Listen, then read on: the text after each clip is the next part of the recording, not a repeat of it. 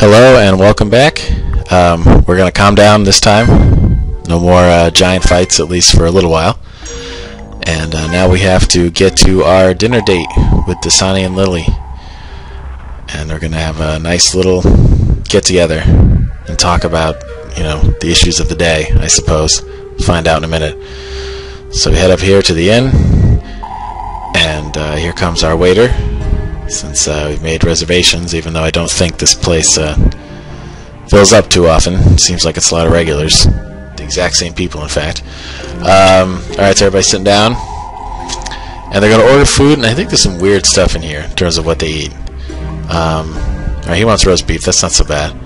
Oh yeah, lettuce and cheese sandwich. What the hell is that? I don't know where I got the idea for that. Does that even exist? Has anybody eaten that? I don't know.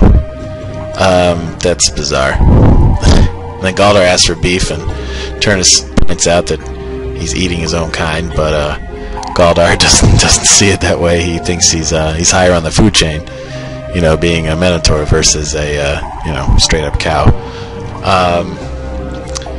So they're picking on Turnus because he wants to sit next to Lily, and he made that very obvious because he. Galdar points out he went to where there would be an empty seat next to him. That's some good strategy. Turnus is almost like a, Quagmire from Family Guy. Not quite as depraved, but he does like the ladies and makes no secret of it. It doesn't matter who really either. If he gets a good feeling about somebody, he'll be on that. And I guess Sod Mistral in Master of the Wind had a little bit of that, not as much. And once he did meet somebody he really liked, he became a one-woman man pretty easily. Not so much Turnus. He kind of goes back and forth, travels, meets different women. And what's a sort of subtext of that whole thing, which I don't know, some people might find a little offensive if you think about it.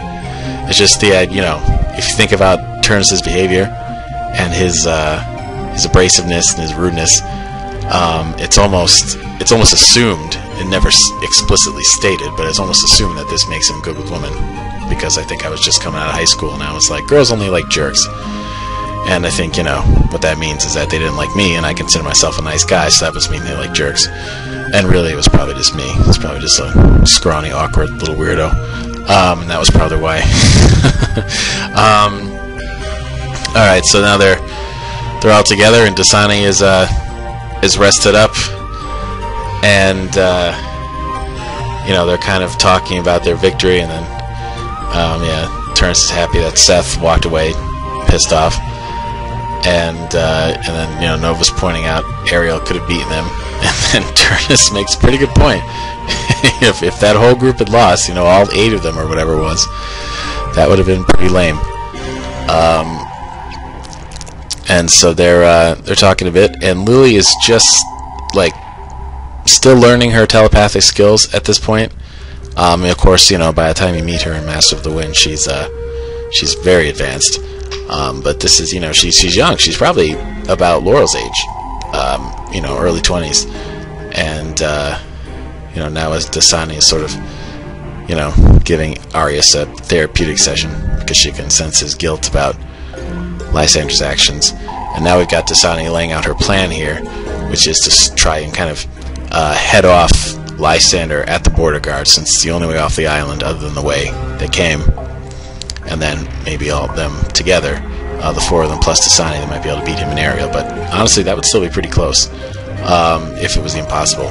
But now some time has passed, the dinner's almost over, and it's about time to go to bed. And they're all talking up sleep because they've been fighting non-stop for the whole day. And then Turnus decides to stay up a little bit with Lily. Whoa, what's going on here? It's smooth. This one smooth bastard. Get lost. And now we're going to go into another one of Arias's dreams, where he recalls, Lysander's life, or snippets of Lysander's life. And right now they're having this very kind of, I don't know what you call it, squeaky clean family conversation, debating, what's better, sitting by a fireplace or sitting on the beach. And Lysander appears to have thought about this a lot. He's making like a detailed argument about it, composed of several points. But he's about to get some very bad news. And this is an odd little revelation. I think I sort of made it up on the spot and didn't really think about it more. He's about to find out that his parents have died rather suddenly. Freak accident. I guess some old tree was near their house and it, gave way and fell right on top of the house, squashed him. And that's it. It's odd. I think I just was trying to come up with some kind of quick thing to get rid of both the parents. And that was it. And I guess, that probably has happened to somebody, sometime, but I don't, who knows.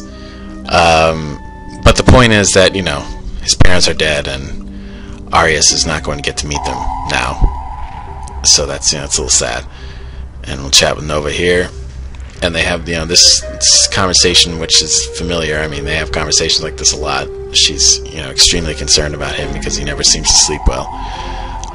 But he just kind of brushes it off. He's like, whatever. And then, let's see, we'll get Galdar. We'll Turnus is snoozing.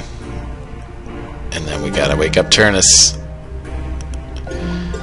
He sleeps in his helmet, like as Nova points out. In fact, he doesn't take off his helmet for the entire game except for one scene in his hometown, which is a bit of an anticlimax. Mostly because I couldn't find the right face for him. I couldn't find any face for him that I liked other than this one. But that's a little while off still. We'll get to that later. And now this is a surprisingly sensitive behavior from Turnus. He felt guilty about sort of starting a relationship and then just leaving and then continuing on their cross-country journey. And so that means that he actually does value her, cares about how she feels. If he didn't, he probably just would have gone ahead and had some fun, but that's not what happened. So he's got a little bit of a sensitive side. He's a little embarrassed about it, I think, but it's there. And now we're going to head over to the border guard and see what's up. Now, most people who are playing this probably have a sense of RPG pacing and realize that this is not going to be the final battle, but it could be under the right circumstances. But let's talk to these guys first. This sprite was a main character in another game I started but didn't complete. Well, the rare times I did that, usually I finish these things. I'm very tenacious. That was almost another F-bomb, but no, because of the guy's accent. It's fucking cold, man. And then we'll talk to this guy, who seems to be in charge of the border guard, and ask him about Lysander, but he hasn't arrived yet, so they get hopeful. But then Dasani does a little bit of psychic stuff and realizes that Lysander actually has already snuck through here. Now, if you recall from a couple episodes back, they saw him in the ice cave, and he had like a snow disguise. And that was a little bit of foreshadowing, because he seems to have used whatever sort of disguise that was to get through this border guard. And so that's that's a letdown for the group. That's frustrating. But honestly, they might not have won, so maybe it's better for them to just grind, to just keep getting stronger through their battles, and they're only getting closer to territories within the Gallian Empire, so they'll be seeing some of the soldiers soon. You really haven't seen any Gallian soldiers aside from Lysander and Ariel throughout this whole game, but you will. There'll be plenty of them. And so now there's going to be, kind of a emotional goodbye here. They really did connect.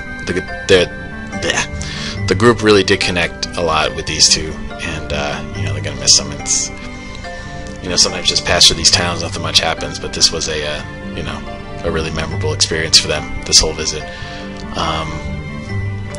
So they are gonna head off, and it's a little sad, but we must go. Well, let's see what they say. Oh, Lily's crying. Don't cry, and then your tears will freeze. My horse needs a bath. Oh yeah, your horse smells awesome. Your horse, is wearing like air fresheners or something. Alright, so now they're pointing out what I just said, that they're already getting nostalgic for Boreal, and they just left. So now they're going to begin to head over to the swamp area, and that's where some more stuff happens. And this is a bit of wankery on my part, where there's just these toxic pools of swamp water, and they'll drain your hit points if you walk in them, and sometimes you have to. It's really sort of cheap and stupid, but we won't get to that now. We'll dodge them for now. But I know there's some points where you have to walk through them, and that's just weak sauce. I'm not sure why I did it. Just spice things up, use that tile, I don't know. So I think this little forest coming up with a house in it is a small dungeon, so I guess we'll stop here and continue next time. Alright, peace.